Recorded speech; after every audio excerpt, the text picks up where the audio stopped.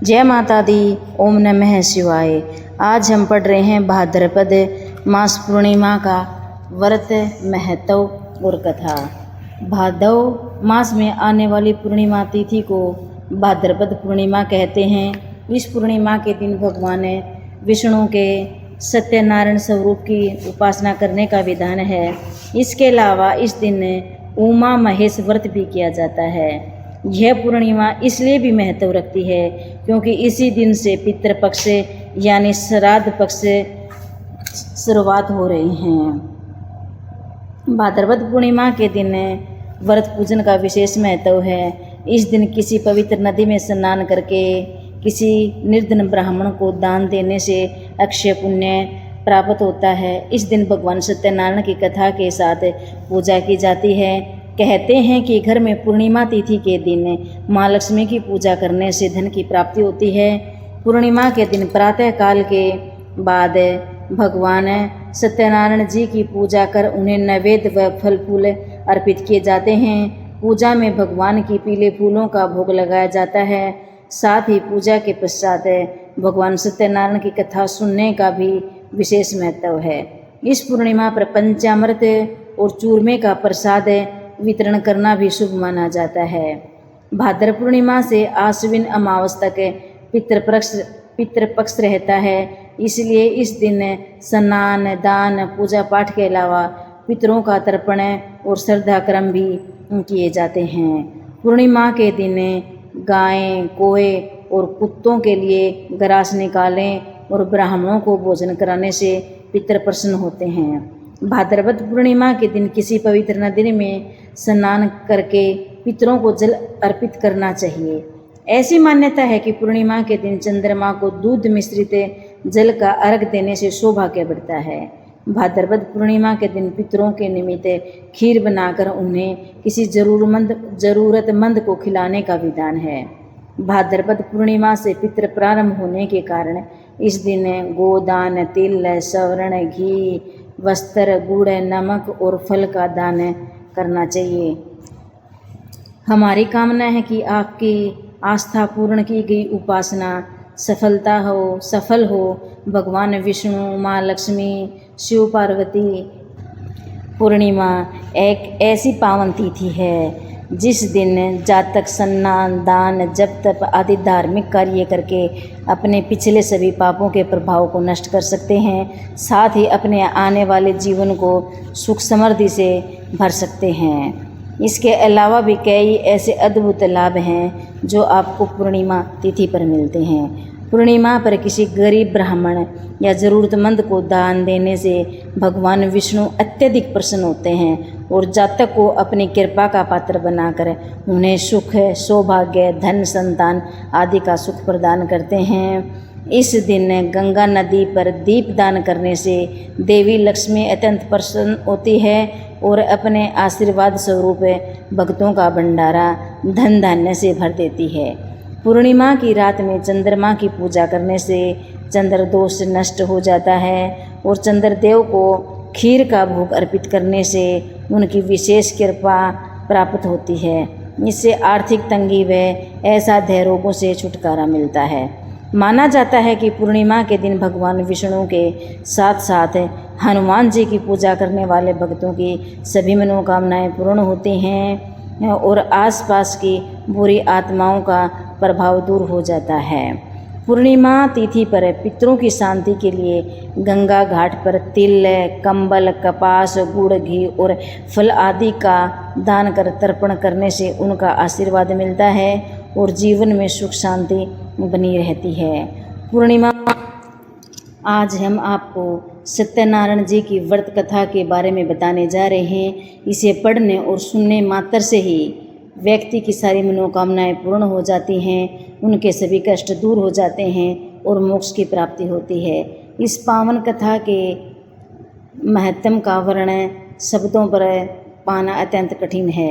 भाद्रपद पूर्णिमा में सत्यनारायण भगवान की पूजा इस कथा के बिना अधूरी है।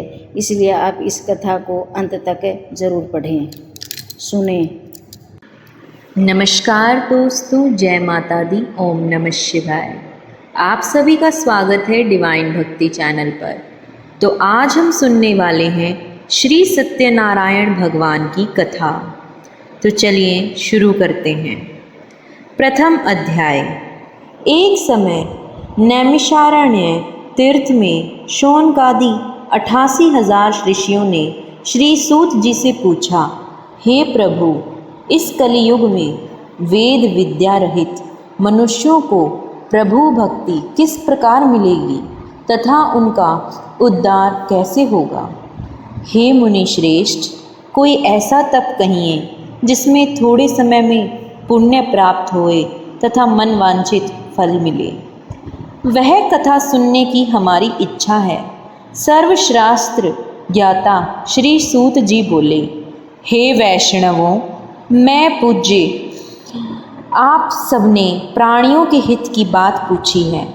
अब मैं उस श्रेष्ठ व्रत को आप लोगों से कहूँगा जिस व्रत को नारद जी ने लक्ष्मी नारायण जी से पूछा था और श्री लक्ष्मीपति ने मुनि श्रेष्ठ नारद जी से कहा था। सो ध्यान से सुनो। एक समय योगीराज नारद जी दूसरों के हित की इच्छा से अनेक लोकों में घूमते हुए मृत्यु लोक में आ पहुँचे। यहाँ अनेक योनियों में जन्मे हुए प्राय सभी मनुष्यों को अपनी कर्मों द्वारा अनेकों दुखों से पीड़ित देखकर सोचने लगे कि किस यत्न के करने से निश्चय ही मानवों के दुखों का नाश हो सकेगा। ऐसा मन में सोचकर विष्णु लोक को गए। वहाँ श्वेत वर्ण और 4 भुजाओं वाले देवों के ईश नारायण का, जिनके हाथों में शंख, चक्र, गदा और पद्म थे तथा वरमाला पहने हुए थे, देखकर स्तुति करने लगे। हे भगवान, आप अत्यंत शक्ति से संपन्न हैं। मन तथा वाणी भी आपको नहीं पा सकती। आपका आदि, मध्य और अंत नहीं है। आप निर्गुण स्वरूप सृष्टि के कारण तथा भक्तों के दुखों को नष्ट करने वाले हो। आपको मेरा नमस्कार है। नारद जी इस प्रकार की स्तुति सुनकर विष्णु भगवान बोले, हे मुनि श्रेष्ठ, आपके मन में क्या है? आपका किस काम के लिए आगमन हुआ है? निसंकोच कहो। तब नारद मुनि बोले, मृत्यु लोक में सब मनुष्य जो अनेक योनियों में पैदा हुए हैं, अपने अपने कर्मों के द्वारा अनेक प्रकार के दुखों से दुखी हो रहे हैं। हे नाथ, मुझ पर दया रखते हो तो बताइए कि उन मनुष्यों के सब दुख थोड़े से ही प्रयत्न से कैसे दूर हो सकते हैं। श्री भगवान जी बोले, हे नारद, मनुष्यों की भलाई के लिए तुमने बहुत अच्छी बात पूछी है। जिस काम के करने से मनुष्य मोह से छूट जाता है वह मैं कहता हूँ। सुनो, पुण्य को देने वाला स्वर्ग तथा मृत्यु लोक दोनों में दुर्लभ एक उत्तम व्रत है। आज मैं प्रेम वश होकर तुमसे कहता हूँ, श्री सत्यनारायण भगवान का यह व्रत अच्छी तरह विधान पूर्वक करके मनुष्य तुरंत ही यहाँ सुख भोग कर मरने पर मोक्ष को प्राप्त होता है। श्री भगवान की यह वचन सुनकर नारद मुनि बोले कि उस व्रत का फल क्या है, क्या विधान है, किसने यह व्रत किया था और किस दिन यह व्रत करना चाहिए, विस्तार से कहो। भगवान बोले, दुख, शोक आदि को दूर करने वाला, धन धान्य को बढ़ाने वाला, सौभाग्य तथा संतान को देने वाला यह व्रत सब स्थानों पर विजयी करने वाला है। भक्ति और श्रद्धा के साथ किसी भी दिन मनुष्य श्री सत्यनारायण की शाम के समय ब्राह्मणों और बंधुओं के साथ धर्म प्रयाण होकर पूजा करे। भक्ति भाव से नैवेद्य, केले का फल, घी, दूध और गेहूं का चूर्ण स्वाया लेवे। गेहूं के अभाव में साठी का चूर्ण, शक्कर तथा गुड़ ले और सब भक्षण योग्य पदार्थ जमा करके भगवान को अर्पण करे तथा बंधु बांधवों को सहित ब्राह्मणों को भोजन करावे। पश्चात स्वयं भोजन करे। नृत्य गीत आदि का आचरण कर श्री सत्यनारायण भगवान का स्मरण करता हुआ समय व्यतीत करे। इस तरह व्रत करने पर मनुष्यों की इच्छा निश्चय ही पूरी होती है। विशेषकर कली काल में मृत्यु लोक में यही मोक्ष का सरल उपाय है। यहाँ श्री सत्यनारायण व्रत कथा का प्रथम अध्याय संपूर्ण होता है। तो साथ में बोलेंगे श्रीमन्नारायण नारायण हरे हरे, भजमन नारायण नारायण हरे हरे। श्री सत्यनारायण भगवान की जय हो। तो आइए अब करते हैं द्वितीय अध्याय। सूत जी बोले, हे ऋषियों, जिसने पहले समय में इस व्रत को किया है उसका इतिहास कहता हूँ, ध्यान से सुनो। सुंदर काशीपुरी नगरी में एक अत्यंत निर्धन ब्राह्मण रहता था। वह भूख प्यास से बेचैन हुआ नित्य पृथ्वी पर घूमता था। ब्राह्मणों से प्रेम करने वाले भगवान ने वृद्ध ब्राह्मण का रूप धारण कर उसके पास जाकर आदर के साथ पूछा, हे विप्र, नित्य दुखी हुआ पृथ्वी पर क्यों घूमता है? दीन ब्राह्मण बोला, मैं निर्धन ब्राह्मण हूँ, भिक्षा के लिए पृथ्वी पर फिरता हूँ। हे भगवान, यदि आप इसका उपाय जानते हो तो कृपा करो।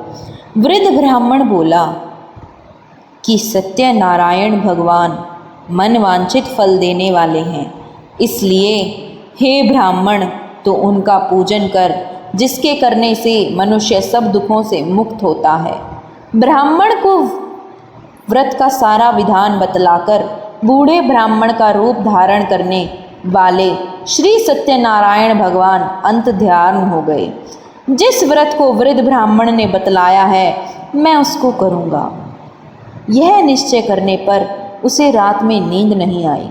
वह सवेरे उठ सत्यनारायण भगवान के व्रत का निश्चय कर भिक्षा के लिए चला। उस दिन उसको भिक्षा में बहुत सारा धन मिला, जिससे बंधु बांधवों के साथ उसने श्री सत्यनारायण भगवान का व्रत किया। इसके करने से वह विप्र सब दुखों से छूटकर अनेक प्रकार की संपत्तियों से युक्त हुआ। उस समय से वह विप्र हर मास व्रत करने लगा। इस तरह सत्यनारायण भगवान के व्रत को जो करेगा वह सब पापों से छूटकर मोक्ष को प्राप्त होगा। आगे जो पृथ्वी पर श्री सत्यनारायण भगवान का व्रत करेगा वह मनुष्य सब दुखों से छूट जाएगा। इस तरह नारद जी से नारायण जी का कहा हुआ यह व्रत मैंने तुमसे कहा। हे विप्रो, मैं अब और क्या कहूँ? ऋषि बोले, हे मुनिवर, संसार में उस विप्र से सुनकर और किस किसने इस व्रत को किया, हम वह सब सुनना चाहते हैं। इसके लिए हमारे मन में श्रद्धा है। सूत जी बोले, हे मुनियों, जिसने इस व्रत को किया है वह सब सुनो। एक समय वह विप्र धन और ऐश्वर्य के अनुसार बंधु बांधवों के साथ व्रत करने को तैयार हुआ। उसी समय एक लकड़ी बेचने वाला बूढ़ा आदमी आया और बाहर लकड़ियों को देखकर विप्र के मकान में गया। प्यास से दुखी लकड़हारा उनको व्रत करते देखकर विप्र को नमस्कार करने लगा। कहा, आप क्या कर रहे हैं और इसके करने से क्या फल मिलता है? कृपया मुझसे कहो। ब्राह्मण ने कहा, सब मनोकामनाओं को पूर्ण करने वाला यह श्री सत्यनारायण भगवान का व्रत है। इसकी ही कृपा से मेरे यहाँ धन धान्य आदि की वृद्धि हुई है। विप्र से इस व्रत के बारे में जानकर लकड़हारा बहुत प्रसन्न हुआ। चरणामृत ले और प्रसाद खाने के बाद अपने घर को गया। लकड़हारे ने अपने मन में इस प्रकार का संकल्प किया कि आज ग्राम में लकड़ी बेचने से जो धन मिलेगा उसी से श्री सत्यनारायण भगवान का उत्तम व्रत करूँगा। यह मन में विचार कर वह बूढ़ा आदमी लकड़ियाँ अपने सिर पर रखकर जिस नगर में धनवान लोग रह रहे थे वह ऐसे सुंदर नगर में गया। उस रोज वहाँ पर उसे उन लकड़ियों के दाम पहले दिनों से चौगुने मिले। तब वह बूढ़ा लकड़हारा दाम ले और अति प्रसन्न होकर पके केले की फली, शक्कर, घी, दूध, दही और गेहूं का चूर्ण इत्यादि श्री सत्यनारायण भगवान के व्रत की कुल सामग्रियों को लेकर अपने घर गया। फिर उसने अपने भाइयों को बुलाकर विधि के साथ भगवान श्री सत्यनारायण जी का पूजन और व्रत किया। उस व्रत के प्रभाव से वह बूढ़ा लकड़हारा धन पुत्र आदि से युक्त हुआ और संसार के समस्त सुख भोगकर बैकुंठ को चला गया। इति श्री सत्यनारायण व्रत कथा का द्वितीय अध्याय संपूर्ण होता है। श्रीमन्नारायण नारायण हरे हरे, भजमन नारायण नारायण हरे हरे। श्री सत्यनारायण भगवान की जय हो। तृतीय अध्याय। सूत जी बोले, हे श्रेष्ठ मुनियों, अब आगे की कथा कहता हूँ। पहले समय में उल्कामुख नाम का एक बुद्धिमान राजा था। वह सत्य वक्ता और जितेंद्रिय था। प्रतिदिन देव स्थानों पर जाता था, गरीबों को धन देकर उनके कष्ट दूर करता था। उसकी पत्नी कमल के समान मुख वाली और सती साध्वी थी। भद्रशीला नदी के तट पर उन दोनों ने श्री सत्यनारायण का भगवान का व्रत किया। उस समय वहाँ एक साधु नामक वैश्य आया। उसके पास व्यापार के लिए बहुत सा धन था। राजा को व्रत करते हुए देखकर वह विनय के साथ पूछने लगा, हे राजन, भक्ति युक्त चित्त से यह आप क्या कर रहे हैं? मेरी सुनने की इच्छा है, सो आप यह मुझे बताइए। राजा बोले, हे साधु, अपने बंधु बांधवों के साथ पुत्रादि की प्राप्ति के लिए एक महाशक्तिमान श्री सत्यनारायण भगवान का व्रत व पूजन किया जा रहा है। राजा के वचन सुनकर साधु आदर से बोला, हे राजन, मुझसे इसका सब विधान कहो। मैं भी आपके कथानुसार इस व्रत को करूँगा। मेरे भी कोई संतान नहीं है और इससे निश्चय ही होगा। राजा से सब विधान सुन व्यापार से निवृत्त हो वह आनंद के साथ घर गया। साधु ने अपनी स्त्री से संतान देने वाले उस व्रत का वर्णन सुनाया और कहा कि जब मेरे संतान होगी तब मैं इस व्रत को करूँगा। साधु ने ऐसे वचन अपनी स्त्री लीलावती से कहे। एक दिन उसकी स्त्री लीलावती पति के साथ आनंदित हो सांसारिक धर्म में प्रवृत्ति होकर श्री सत्यनारायण भगवान की कृपा से गर्भवती हो गई तथा 10वें महीने में उसके एक सुंदर कन्या का जन्म हुआ। दिनों दिन वह इस तरह बढ़ने लगी जैसे शुक्ल पक्ष का चंद्रमा बढ़ता है। कन्या का नाम कलावती रखा गया। जब लीलावती ने मीठे शब्दों में अपने पति से कहा कि जो आपने संकल्प किया था कि भगवान का व्रत करूँगा, अब आप उसे करिए। साधु बोला, हे प्रिय, इसके विवाह पर करूँगा। इस प्रकार अपनी पत्नी को आश्वासन दे वह नगर को गया। कलावती पितृगृह में वृद्धि को प्राप्त हो गई। साधु ने जब नगर में सखियों के साथ अपनी पुत्री को देखा तो तुरंत ही दूत को बुलाकर कहा कि पुत्री के लिए कोई सुयोग्य वर देखकर लाओ। साधु की आज्ञा पाकर दूत कंचन नगर पहुंचा और वहां पर खोज और देखभाल कर लड़की के लिए सुयोग्य वणिक पुत्र को ले आया। उस सुयोग्य लड़के को देखकर साधु ने अपने बंधु बांधवों सहित प्रसन्नचित्त अपनी पुत्री का विवाह उसके साथ कर दिया। किंतु दुर्भाग्य से विवाह के समय भी उस व्रत को करना भूल गया। तब श्री सत्यनारायण भगवान क्रोधित हो गए और शाप दिया कि तुम्हें दारुण दुख प्राप्त होगा।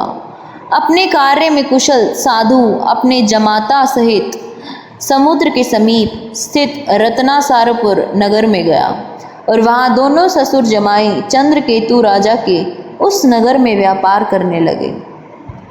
एक बार भगवान श्री सत्यनारायण की माया से प्रेरित कोई चोर ने घबराकर भागा जा रहा था, किंतु राजा के दूतों को आता देखकर चोर राजा का धन चुराकर भागते हुए राजा के धन को वहीं चुपचाप रख दिया जहां वे ससुर जमाई ठहरे हुए थे। जब दूतों ने उस साधु वैश्य के पास राजा के धन को रखा देखा तो दोनों को बांधकर ले गए और प्रसन्नता से दौड़ते हुए राजा के समीप जाकर बोले, यह दो चोर हम पकड़ कर लाए हैं, देखकर आज्ञा दें। तब राजा की आज्ञा से उनको कठोर कारावास में डाल दिया गया और उनका सब धन छीन लिया।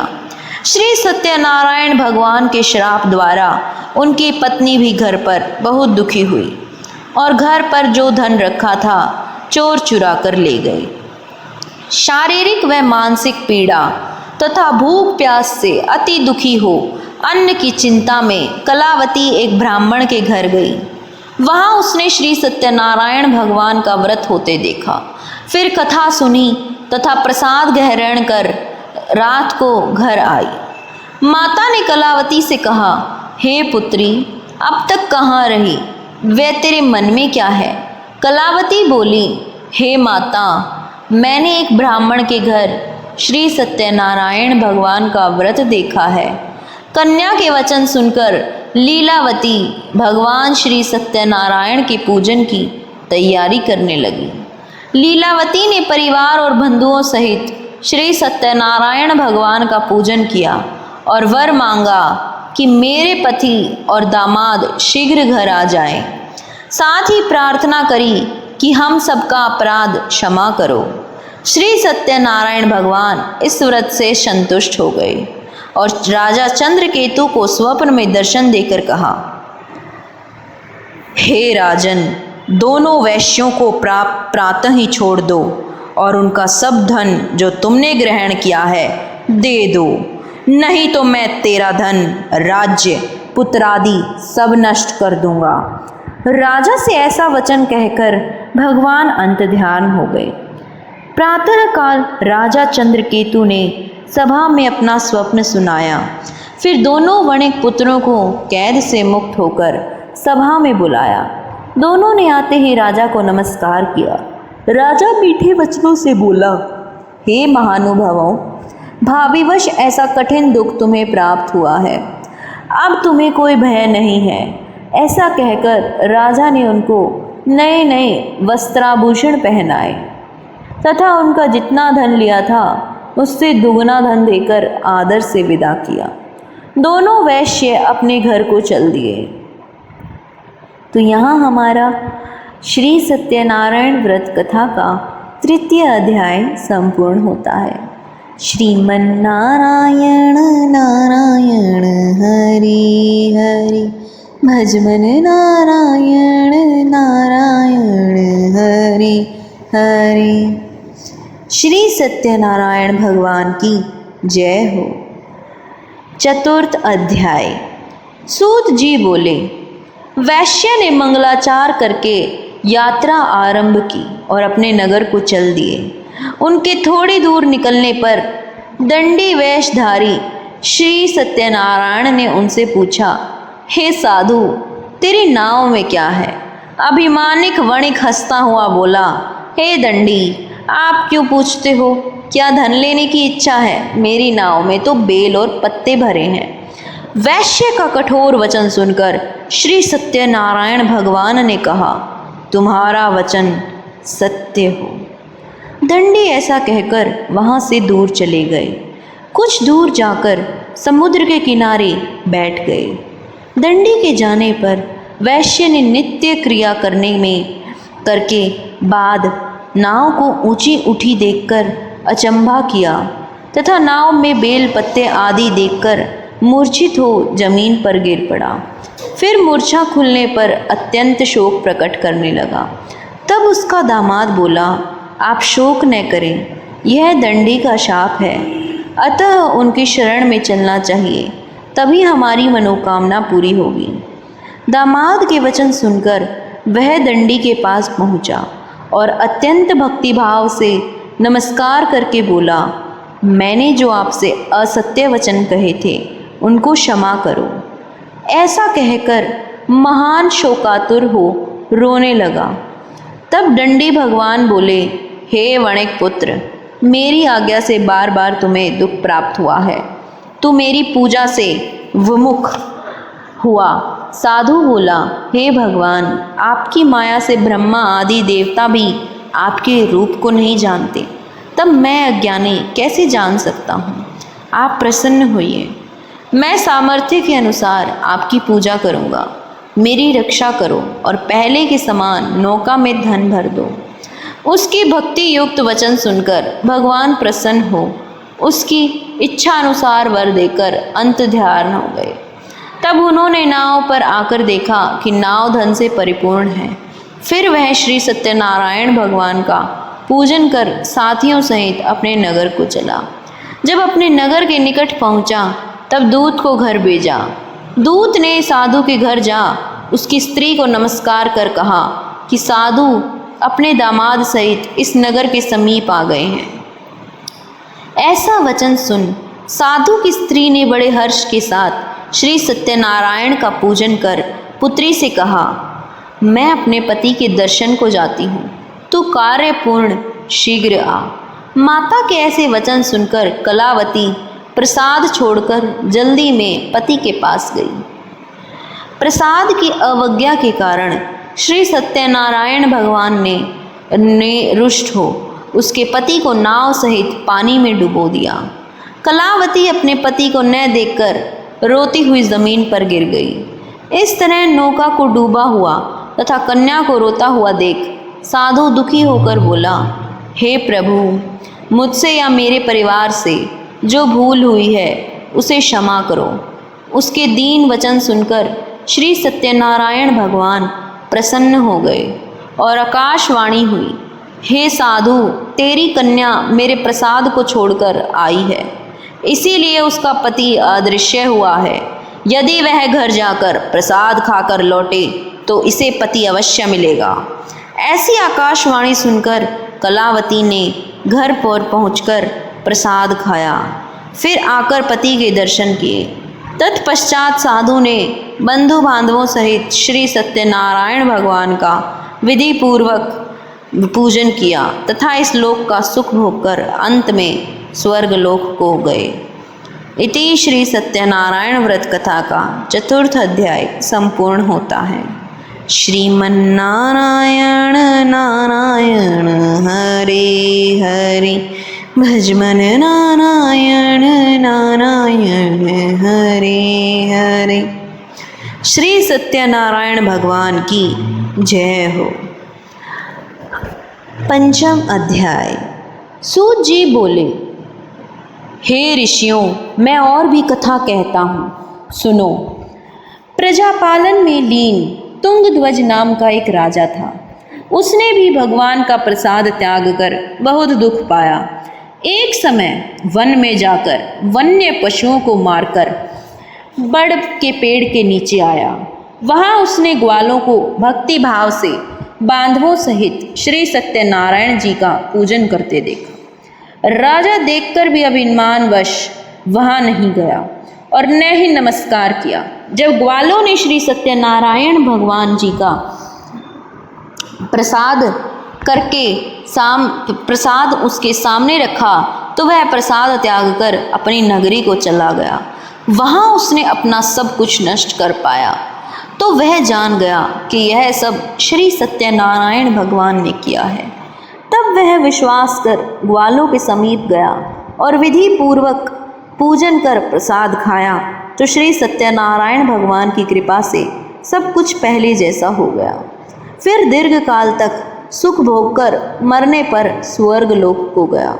जो मनुष्य इस परम दुर्लभ व्रत को करेगा, भगवान श्री सत्यनारायण की कृपा से उसे धन धान्य की प्राप्ति होगी। इस व्रत को करने से निर्धन धनी और बंधन से मुक्त होकर निर्भय हो जाता है। संतानहीनों को संतान प्राप्त होती है तथा सब मनोरथ पूर्ण होकर में बैकुंठ धाम को जाता है। जिन्होंने पहले इस व्रत को किया है, अब उनके दूसरे जन्म की कथा कहता हूँ। वृद्ध शतानंद ब्राह्मण ने सुदामा का जन्म लेकर मोक्ष को पाया। लकड़हारे ने अगले जन्म में निषाद बनकर मोक्ष प्राप्त किया। उल्कामुख नाम का राजा दशरथ होकर बैकुंठ को प्राप्त हुआ।